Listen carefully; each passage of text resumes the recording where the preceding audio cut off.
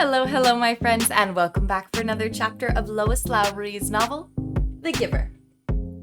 Today, we are on chapter 13. Days went by, and weeks. Jonas learned, through the memories, the names of all the colors, and now he began to see them all in his ordinary life, though he knew it was ordinary no longer and would never be again. But they didn't last. There would be a glimpse of green, the landscaped lawn around the central plaza, a bush on the riverbank, the bright orange of pumpkins being trucked in from the agricultural fields beyond the community boundary, seen in an instant, the flash of brilliant color, but gone again, returning to their flat and hueless shade. The giver told him that it would be a very long time before he had the colors to keep. "But I want them," Jonas said angrily. "It isn't fair that nothing has color." "Not fair?" The giver looked at Jonas curiously.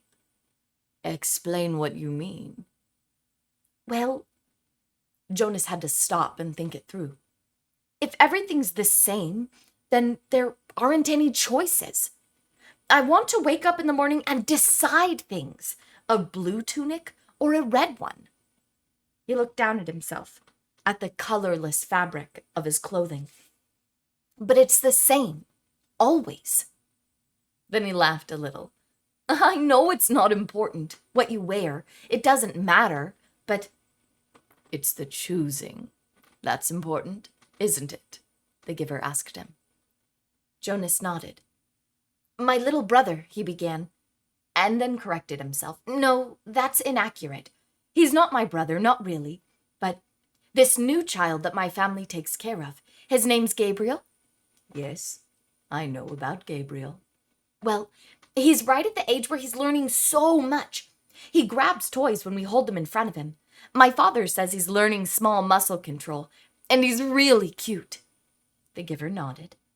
"But now that I can see colors, at least sometimes, I was just thinking, what if we could hold up things that were bright red or bright yellow, and he could choose instead of the sameness?" "He might make the wrong choices." "Oh." Jonas was silent for a minute. "Oh, I see what you mean. It wouldn't matter for a new child's toy, but later it does matter, doesn't it? We don't dare let people make choices of their own." "Not safe?" the giver suggested. "Definitely not safe," Jonas said with certainty. "What if they were allowed to choose their own mate, and they chose wrong? Or what if," he went on, almost laughing at the absurdity, "they chose their own jobs?" "Frightening, isn't it?" the giver asked. Jonas chuckled. "Very frightening. I can't even imagine it. We really have to protect people from wrong choices." "It's safer." "Yes," Jonas agreed. "Much safer." But when the conversation turned to other things, Jonas was left still with a feeling of frustration that he didn't understand. He found that he was often angry now, irrationally angry at his groupmates, that they were satisfied with their lives, which had none of the vibrance his own was taking on. And he was angry at himself that he could not change that for them. He tried, without asking permission from the giver, because he feared, or knew, that it would be denied. He tried to give his new awareness to his friends. "Asher," Jonas said one morning, "look at those flowers very carefully." They were standing beside a bed of geraniums planted near the Hall of Open Records. He put his hands on Asher's shoulder and concentrated on the red of the petals, trying to hold it as long as he could, and trying at the same time to transmit the awareness of red to his friend. "What's the matter?" Asher said uneasily. "Is something wrong?" He moved away from Jonas's hands. It was extremely rude for one citizen to touch another outside of family units. No, nothing. I thought for a minute that they were wilting and we should let the gardening crew know they needed more water. Jonas sighed and turned away. One evening, he came home from his training weighted with new knowledge. The giver had chosen a startling and disturbing memory that day. Under the touch of his hands, Jonas had found himself suddenly in a place that was completely alien, hot and windswept under a vast blue sky. There were tufts of sparse grass, a few bushes and rocks, and nearby he could see an area of thicker vegetation, broad, low trees outlined against the sky. He could hear noises, the sharp crack of weapons. He perceived the word guns. And then shouts, and an immense crashing thud as something fell, tearing branches from the trees. He heard voices calling to one another. Peering from the place where he stood hidden behind some shrubbery, he was reminded of what the giver had told him, that there had been a time when flesh had been different colors. 2 of these men had dark brown skin. The others were light. Going closer, he watched them hack the tusks from a motionless elephant on the ground and haul them away, splattered with blood. He felt himself overwhelmed with a new perception of the color he knew as red. Then the men were gone, speeding toward the horizon in a vehicle that spit pebbles from its whirling tires. One hit his forehead and stung him there. But the memory continued, though Jonas ached now for it to end. Now he saw another elephant emerge from the place where it had stood hidden in the trees. Very slowly, it walked to the mutilated body and looked down. With its sinuous trunk, it stroked the huge corpse. Then it reached up, broke some leafy branches with a snap, and draped them over the mass of the torn, thick flesh.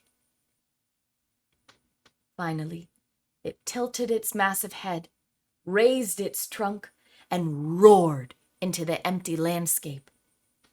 Jonas had never heard such a sound. It was a sound of rage and grief, and it seemed never to end. He could still hear it when he opened his eyes and lay anguished on the bed where he received the memories. It continued to roar into his consciousness as he pedaled slowly home. Lily, he asked that evening when his sister took her comfort object, the stuffed elephant, from the shelf. Did you know that once there really were elephants? Live ones? Lily glanced down at the ragged comfort object and grinned. Right, she said skeptically. Sure, Jonas. Jonas went and sat beside them while his father untied Lily's hair ribbons and combed her hair. He placed one hand on each of their shoulders. With all of his being, he tried to give each of them a piece of the memory, not of the tortured cry of the elephant, but of the being of the elephant, of the towering, immense creature, and the meticulous touch with which it had tended its friend at the end. But his father had continued to comb Lily's long hair, and Lily, impatient, had finally wriggled under her brother's touch. Jonas, she said, you're hurting me with your hand. I apologize for hurting you, Lily, Jonas mumbled, and took his hand away. Accept your apology, Lily responded indifferently, stroking the lifeless elephant. Giver, Jonas asked once, as they prepared for the day's work, don't you have a spouse? Aren't you allowed to apply for one? Although he was exempted from the rules against rudeness, he was aware that this was a rude question. But the giver had encouraged all of his questions, not seeming to be embarrassed or offended by even the most personal. The giver chuckled. No, there's no rule against it. And I did have a spouse. You're forgetting how old I am, Jonas. My former spouse lives now with the childless adults. Oh, of course. Jonas had forgotten the giver's obvious age. When adults of the community become older, their lives became different. They were no longer needed to create family units. Jonas's own parents, when he and Lily were grown, would go to live with the childless adults. You will be able to apply for a spouse, Jonas, if you want to. I'll warn you, though, that it will be difficult. Your living arrangements will have to be different from those of most family units, because the books are forbidden to citizens. You and I are the only ones with access to the books. Jonas glanced around at the astonishing array of volumes. From time to time now, he could see their colors. With their hours together, his and the giver's, consumed by conversation and the transmission of memories, Jonas had not yet opened any of the books. But he read the titles here and there, and knew that they contained all the knowledge of centuries, and that one day they would belong to him. So, if I have a spouse and maybe children, I will have to hide the books from them? The giver nodded. I wasn't permitted to share the books with my spouse. That's correct. And there are other difficulties too. You remember the rule that says the new receiver can't talk about his training? Jonas nodded. Of course he remembered. It had turned out by far to be the most frustrating of the rules he were required to obey. When you become the official receiver, when we're finished here, you'll be given a whole new set of rules. Those are the rules that I obey. And it won't surprise you that I am forbidden to talk about my work to anyone except the new receiver. That's you. Of course. So, there will be a whole part of your life which you won't be able to share with a family. It's hard, Jonas. It was hard for me. You do understand, don't you, that this is my life? The memories? Jonas nodded again, but he was puzzled. Didn't life consist of the things you did each day? There wasn't anything else, really. I've seen you taking walks, he said. The giver sighed. I walk. I eat at mealtime. And when I am called by the committee of elders, I appear before them to give them counsel and advice. Do you advise them often? Jonas was a little frightened at the thought that one day he would be the one to advise the ruling body. But the giver said no. Rarely. Only when they are faced with something that they have not experienced before. Then they call upon me to use the memories and advise them, but it very seldom happens. Sometimes I wish they'd ask for my wisdom more often. There are so many things I could tell them, things I wish they would change. But they don't want change. Life here is so orderly, so predictable, so painless. It's what they've chosen. I don't know why they even need a receiver then, if they never call upon him, Jonas commented. They need me, and you, the giver said, but didn't explain. They were reminded of that 10 years ago. What happened 10 years ago? Jonas asked. Oh, I know.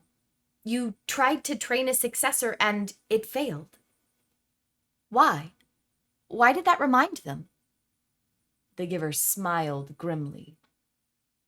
When the new receiver failed, the memories that she had received were released. They didn't come back to me. They went... He paused and seemed to be struggling with the concept. I don't know exactly. They went to the place where memories once existed before receivers were created. Someplace out there. He gestured vaguely with his arm. And then the people had access to them. Apparently, that's the way it was once. Everyone had access to memories. It was chaos, he said. They really suffered for a while. Finally, it subsided as the memories were assimilated. But It certainly made them aware of how they need a receiver to contain all that pain, all the knowledge. But you have to suffer like that all the time, Jonas pointed out. The giver nodded. And you will. It's my life. It will be yours. Jonas thought about it, about what it would be like for him, along with walking and eating, and he looked around the walls of books. Reading? That's it? The giver shook his head. Those are simply the things I do. My life is here. In this room? The giver shook his head. He put his hands to his own face, to his chest. No, here, in my being, where the memories are. My instructors in science and technology have taught us all about how the brain works, Jonas told him eagerly. It's full of electrical impulses. It's like a computer. If you stimulate one part of the brain with the electrode, He stopped talking. He could see an awed look on the giver's face. They know nothing, the giver said bitterly. Jonas was shocked. Since the first day in the annex room, they had, together, disregarded the rules about rudeness, and Jonas felt comfortable with that now. But this was different, and far beyond rude. This was a terrible accusation. What if someone had heard? He glanced quickly to the wall speaker, terrified that the committee might be listening as they could at any time. But, as always during their sessions together, the switch had been turned to off. Nothing? Jonas whispered nervously. But my instructors... The giver flicked his hand as if brushing something aside. Oh, your instructors are well trained. They know their scientific facts. Everyone is well trained for a job. It's just that without the memories, it's all meaningless. They gave that burden to me, and to the previous receiver, and the one before him, and back, and back, and back, Jonas said, knowing the phrase that always came. The giver smiled, though his smile was oddly harsh. That's right, and next it will be you. A great honor. Yes, sir. They told me that at the ceremony. The very highest honor. Some afternoons, the giver sent him away without training. Jonas knew, on days when he arrived to find the giver hunched over, rocking his body slightly back and forth, his face pale, that he would be sent away. Go, the giver would tell him tensely. I'm in pain today. Come back tomorrow. On those days, worried and disappointed, Jonas would walk alone beside the river. The paths were empty of people except for a few delivery crews and landscape workers here and there. Small children were all at the childcare center after school, and the older ones busy with volunteering or training. By himself, he tested his own developing memory. He watched the landscape for glimpses of the green that came flickering into his consciousness. He focused upon it, keeping it there, darkening it, holding it in his vision as long as possible until his head hurt, and he let it fade away. He stared at the flat, colorless sky, bringing blue from it, and remembered sunshine until finally, for an instant, he could feel warmth. He stood at the foot of the bridge that spanned the river, the bridge that citizens were allowed to cross only on official business. Jonas had crossed it on school trips, visiting the outlying communities, and he knew that the land beyond the bridge was much the same. Flat and well-ordered, with fields for agriculture. The other communities he had seen on visits were essentially the same as his own. The only differences were slightly altered styles of dwellings, slightly different schedules in schools. He wondered what lay in the far distance, where he had never gone. The land didn't end beyond those nearby communities. Were there hills elsewhere? Were there vast wind-torn areas like the place he had seen in the memory, the place where the elephant died? Giver, he asked one afternoon, following a day when he had been sent away, what causes you pain? When the giver was silent, Jonas continued. The chief elder told me at the beginning that the receiving of memory causes terrible pain, and you described for me that the failure of the last receiver released painful memories to the community, but I haven't suffered, Giver. Not really.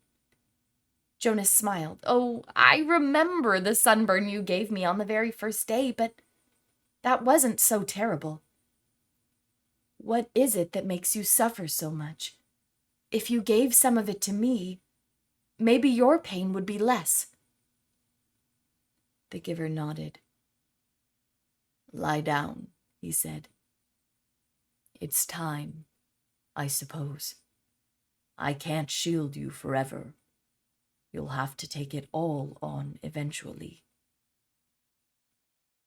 Let me think, he went on, when Jonas was on the bed, waiting, a little fearful.